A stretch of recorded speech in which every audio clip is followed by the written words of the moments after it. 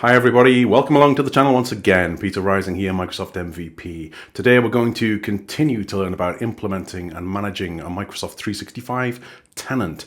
And in this video, we will learn how to manage the organizational features, including security, privacy, and profile. There's lots to get through, so let's get stuck right in.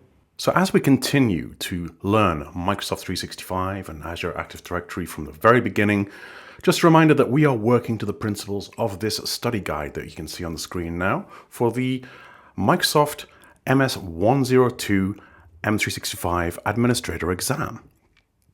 We are not going to stick too rigidly to this, and you should be aware that these videos are by no means a complete study guide for the MS102 exam.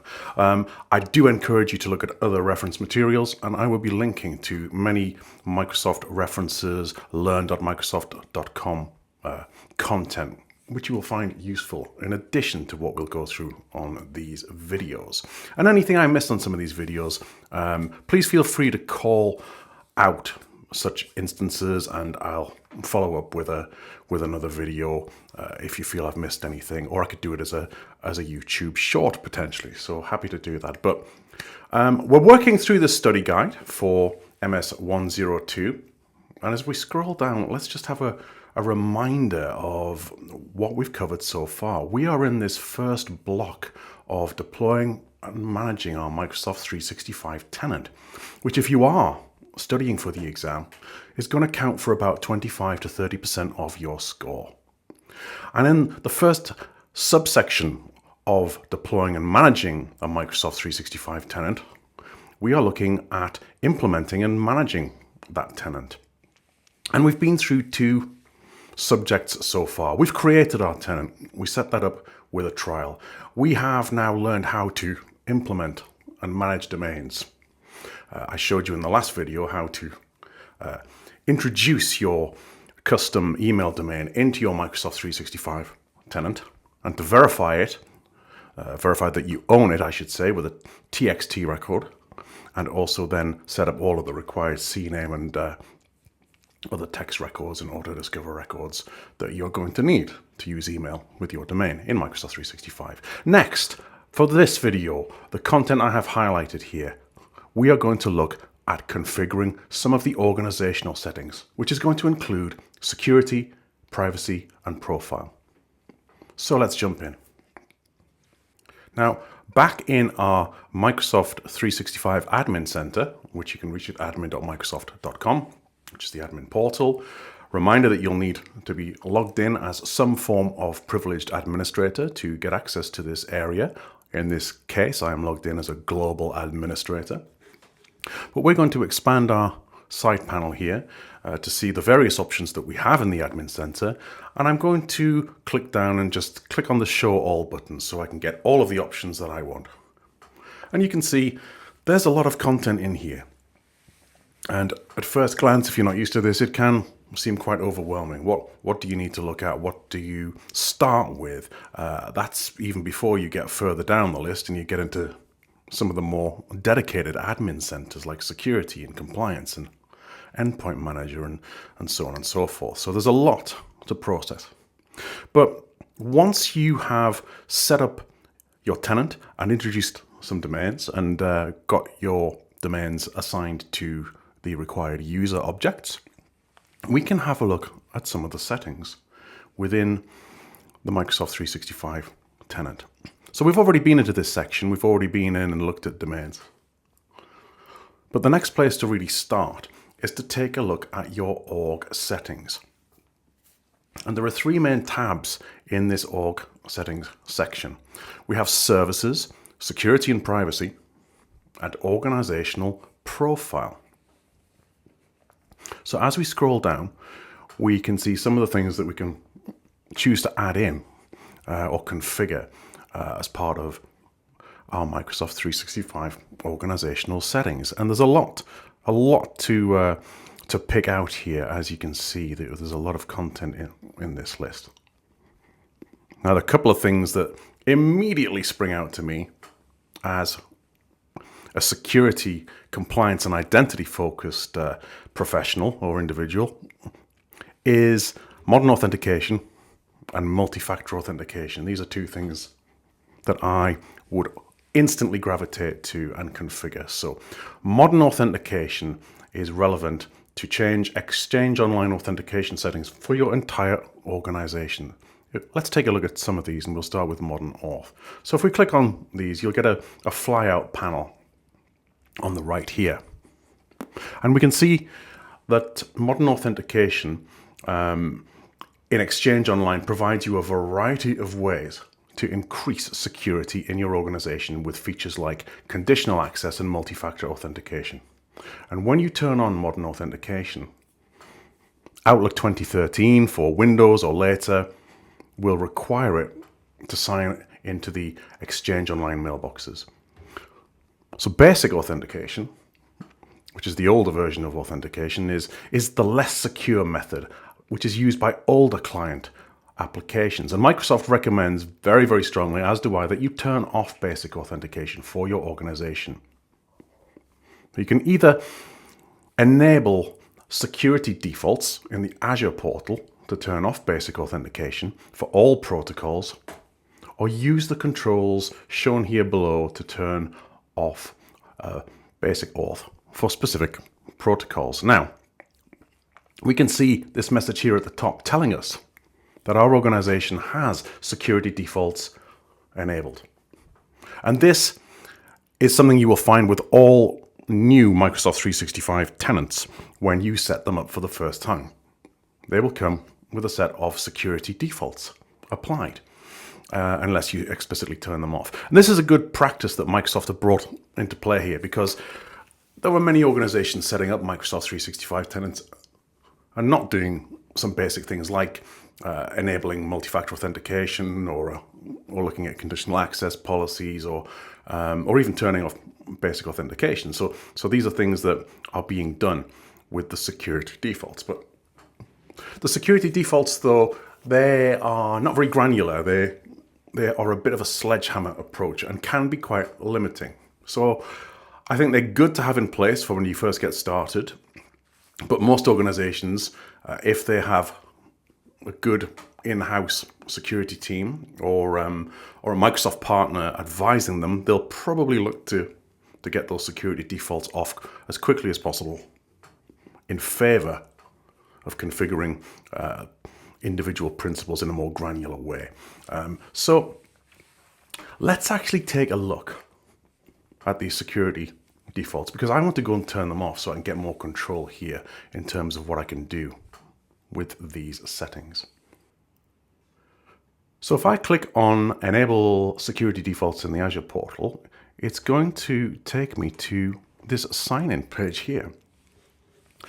And it's showing me my username, which is also my email address, and telling me that there's some action required. Because security defaults are turned on to keep my organization secure, I'm going to need to set up the Microsoft Authenticator app to use two-step verification. And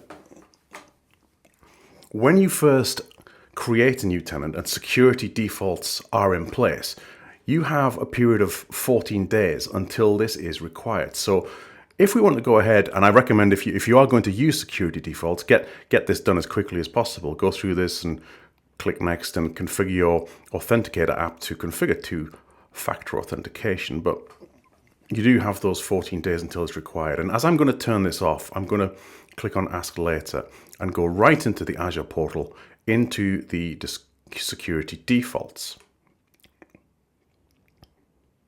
And there we go. It just asked me to click on that twice for some reason, but no worries. We are in now, and we're in another portal here. We are actually in the Azure portal, which is another portal that you'll find yourself in from time to time as you administer Microsoft 365 and Azure AD. And although we are in the Azure portal, we are in the Azure Active Directory section of the Azure portal itself. And there's a big distinction between what I like to call pure Azure, if you like, when you're thinking about hosting virtual machines and talking about things like Azure Arc and and Azure web application firewalls and policy and that sort of thing.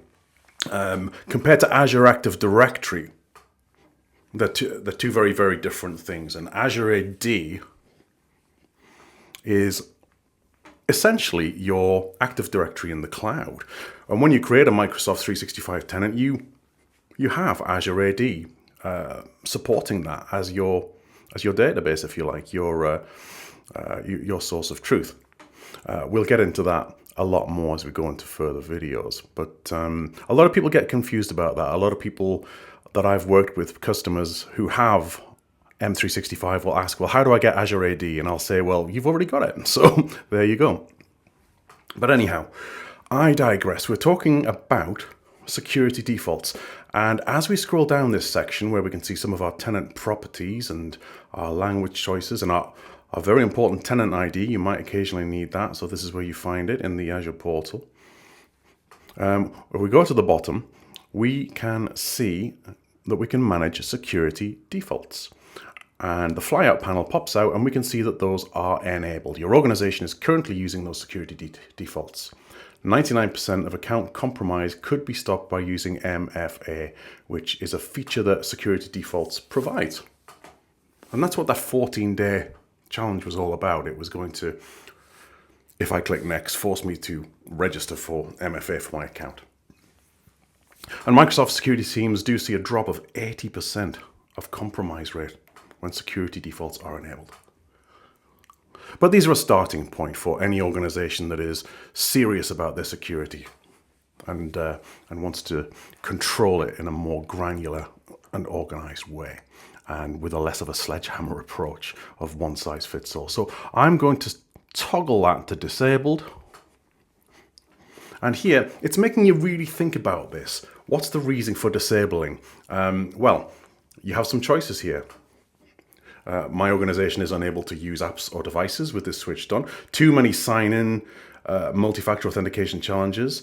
My organization is using conditional access. Too many MFA sign-up requests, or other. And I imagine if you click other, you'll be asked to put a reason in, but yeah, which is fine. But I'm going to select this one here. My organization is using conditional access.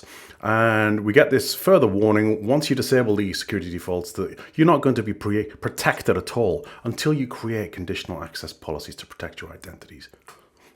But that's fine. I'm happy with that. I'm going to click on save. And finally, I'm going to click on disable to turn off those security defaults. And they have been successfully turned off now. So that's good. So with that done, I'm going to go back to my Microsoft 365 Admin Center and back to the settings and services in the organization settings. And we'll just try that modern authentication again. And that's probably going to take a little bit of time to free up and recognize. So these things, anything you do in certain Microsoft 365 portals, you need to be aware that occasionally you're going to have some patience for things to refresh. So don't worry about that.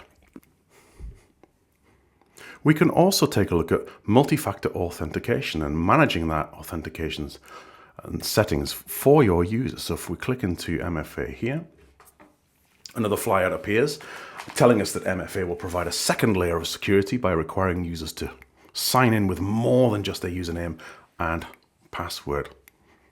And we can select to configure multi-factor authentication right from here. And again, it's going to open another tab for us. And this is something to watch out for, actually. This is the legacy multi-factor authentication portal or setup area, if you like. And this is not going to be in use much longer as I record this video. There are two sections here. There are users, and I only have one user in my tenant at the moment. And it's showing that I'm not set up for multi-factor authentication. I could click on my user object here and click on enable, but I'm not going to do that because I would never set up MFA in this way. Certainly not when I've got the license that I have, which is an M365 Business Premium. I'm going to set up conditional access to require MFA for any of my users. And I can do that with Azure AD Premium P1, which I have as part of Microsoft 365 Business Premium. So this is not an area that I'm going to worry about. There are some server settings here as well, sort of wider server settings for what is called per user MFA, but this is definitely something that's, this portal is to be deprecated in the not too distant future. So we'll not dwell on that too much. We'll go back out and we'll take a look at some of the other settings in the services page. So all sorts of other things you can do here. You can look at some of the reports that are in here. So reports that are found in the M365 Admin Center, and we'll get to reports in an upcoming video very, very soon. But they provide information about your org's usage data. And by default, reports will conceal the user information, such as usernames, groups, and sites, and they will obfuscate, I think I pronounced that correctly, the user details. So this setting here controls that. You can toggle that on or off as per your privacy requirements. And then we can see here, make report data available to Microsoft 365 usage analytics for Power BI as well. So that's the setting you can enable if you like as well. So some report settings there that you can configure. So we'll save that, and we've saved our changes. SharePoint, let's take a look at some of the SharePoint settings. So here we can configure some of the how users can share SharePoint sites that are created within your organization. And by default, when you first start, anyone can share, which is very, very open. Users can share files and folders using links that don't require sign-in. So you're going to want to get a bit more secure than that for sure. And there are other options here for new and existing guests, or existing guests only, or only people in your organization. Again, there is a more dedicated SharePoint admin center where you can apply a lot more of these controls, and SharePoint also ties in with conditional access as well. So there's lots that you can do. You wouldn't really focus too much on SharePoint from here, but there's lots of other things in here like sway and users consenting to apps. A lot of the new Viva stuff is in here as well, the Viva learning settings. So if we take a look at that one, for example, let's see what we can configure from here. So the Viva Learning app in Microsoft Teams will help your users find and access training and guidance. And we can select custom uploads here to allow employees to add their own content from SharePoint into the Viva Learning tab in Teams. And we've got some other settings here that we can enable or disable as required. Content providers such as LinkedIn Learning, Microsoft Learn, and so on and so forth. And some privacy settings as well that we can configure to our organizational requirements. This is a really good one. What's new in Microsoft 365? So if we go into this one here, we can see that we're getting some what's new messages, which are very, very useful to keep up with. I mean, we have no new features for you this month, but here's an example of some updates to Visio. And as we go back down a bit, we see a few more examples of what is new and what's on the horizon. So let's go back into the org settings again. Some other key things that I've perhaps skipped over here. Directory synchronization is a very, very big one.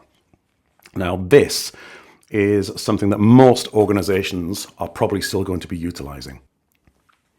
Directory synchronization is heavily used by organizations that still retain that on-premises presence. They'll have an on-premises Active Directory, and they'll be hanging on to that because they've got legacy requirements, legacy applications, and that sort of thing going on. They've not fully made their transition into the cloud. So in order to give this single identity, you can synchronize your on-premises Active Directory to Azure Active Directory using Azure Active Directory Connect Sync, or a lightweight version of that, which is called Cloud Sync. And these are both things that we're going to come to in upcoming videos, so we'll not dwell too much on those here. Let's take a look now in the Security and Privacy tab here.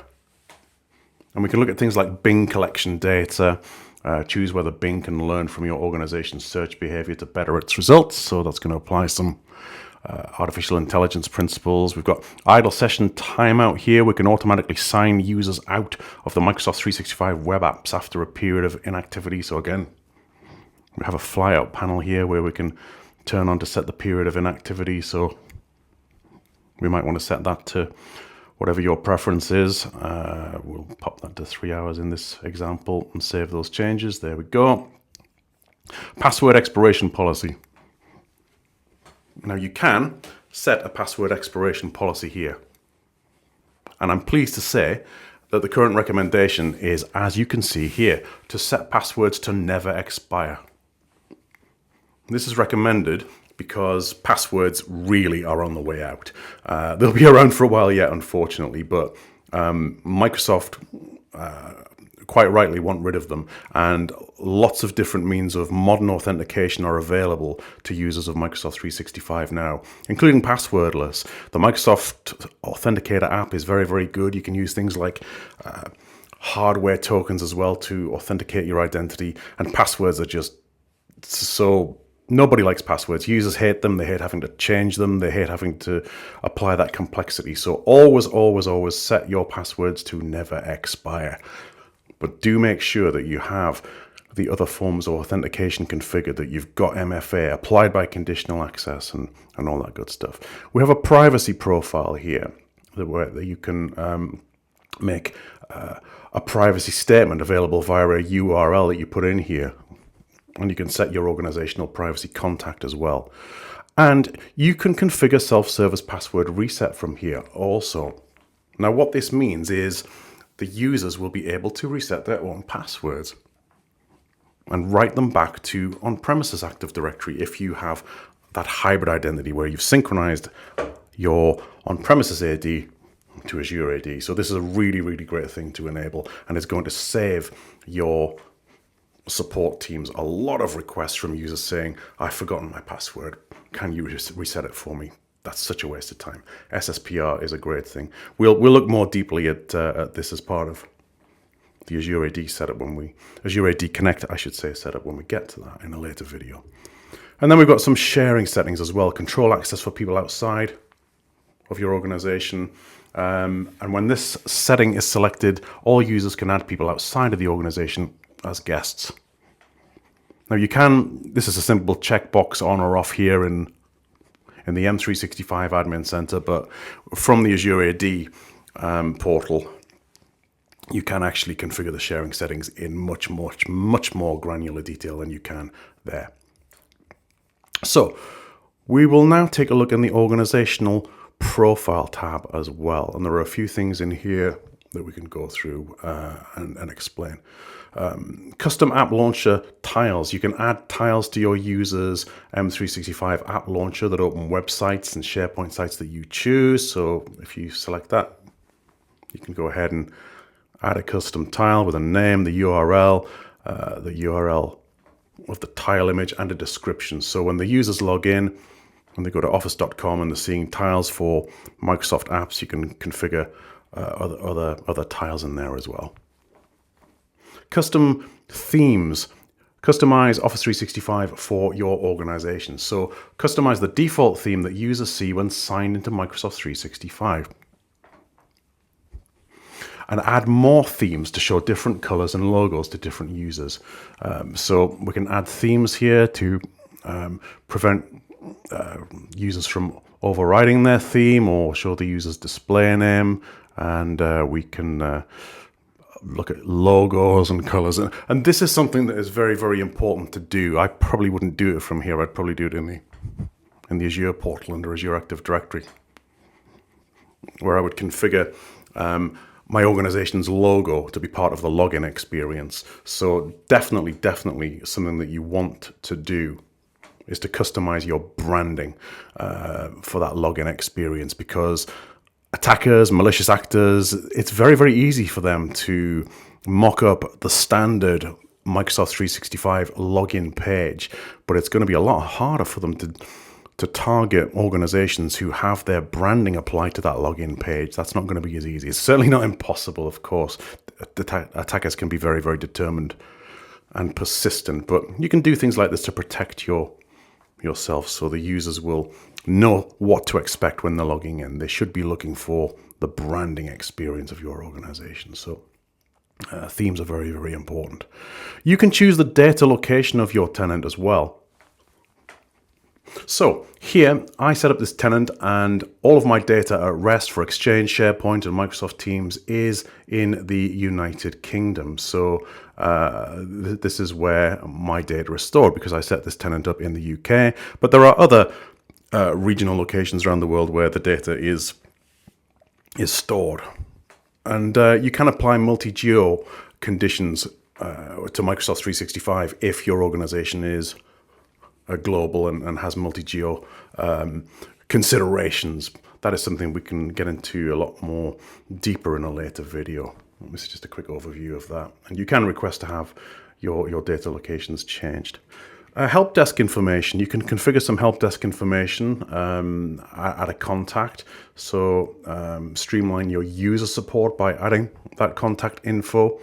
So you can put in the title and the contact information there and a URL to the help desk website. And you can configure keyboard shortcuts as well to perform many common tasks. Organization information, this is very, very important.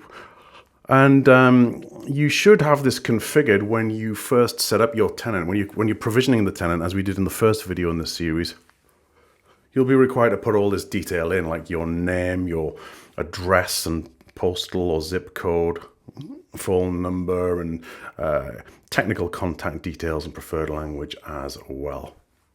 So that's very important to have accurate. Then we have release preferences. So if we click on these release preferences, this is going to configure how quickly updates to Microsoft 365 and new features and service updates are released to the users in your organization. So there are 3 different settings here. You can have the standard release, which is the default selection for your entire organization. So everybody gets updates when they're released broadly. Or the middle option, which is one I would never select, is targeted release for everyone.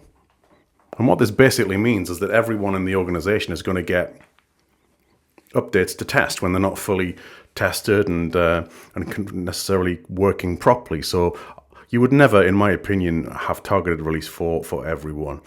You might want to select the last one, a target release for selected users, to choose people to receive early updates, to preview features in Microsoft 365 before they're released for general availability. So this is where you can configure your release preferences.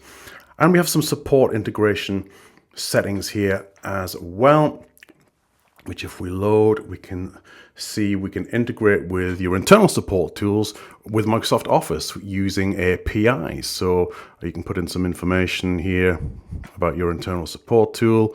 And from the drop down, we have one baked in, which is ServiceNow. Put in an application ID to issue an OAuth token, and we can configure repositories as well. We can add a new repository here. So there's lots of things you can do in this org settings area. It's a very powerful area. And when you first set up Microsoft 365, it's good to go through this and need all of the settings in this area. So org settings, that really takes us through everything that we need to know. I do have some links open here, which I will paste into the description of this video, but the learn.microsoft.com content, you know I'm a big fan of that by now. You get very, very detailed instructions on how you can configure the settings within all of your Microsoft 365 tenant. This is brilliant. You can even contribute to this yourself if you want. If you have a GitHub account and you sign in, you can edit these pages and contribute to them as I myself have done. So this one here tells us all about adding the company branding to the Microsoft sign-in page and customizing it. So that's a really good one. Here we've got details about changing your organization's address and technical content, changing organization settings for cloud PCs. That's a consideration we've not thought about yet. Windows 365 is a thing. It's something you can get license for if you have temporary workers, for example, contractors who might be working for your organization for a period of time, and you don't want to issue them a device. You can provision them a cloud PC using Windows 365, and org settings and preferences need to be configured for them as well. So there's lots of great info in here, and we can see what all the fields mean, the good descriptions. I cannot emphasize how great learn.microsoft.com is. We've got a great overview of the Microsoft 365 Admin Center here, which will include settings for the organizational profile as well, and there's a one here for add or update your organization's theme as well. So lots of good learn.microsoft.com content which you can take a look at. But that'll about do it for this video. I hope you found that useful. We'll briefly go back to our learning guide for the MS 102 exam. And our next video will cover identifying and responding to service health issues. As you can see, we've got a lot to go through in this series. There's a lot to cover, but we're going to do it a step at a time so you can take it all in. If I've not mentioned it before, I highly recommend getting yourself a trial tenant. Or if you are working for a Microsoft partner, you can potentially get access to demo tenants as well through the CDX, the Customer Immersion Experience tenants as well. So lots of ways you can test all of this out for yourself in a non-live environment and get familiar with all of the technologies that we're going to be talking about in this video series. But next up, identifying and responding to service health issues, looking at all of the health of our tenant and looking out for potential issues and how we address those if we can. So there we go, that's another one down. Thank you so much for joining me as ever on the channel. Let me know what you think of what you've seen so far. I do welcome your feedback. And if you would be so kind as to hit that lovely subscribe button for me, that would be most appreciated. I do love subscribers, and it helps me to grow the channel and produce more great video content for me. Also, remember to hit that notifications bell so you will never miss a video when I put one out. I've got lots of shorts coming out as well, quick tips, which hopefully you're going to enjoy also, and please do like and share and leave me lots of comments. So until next time, take care. Bye bye.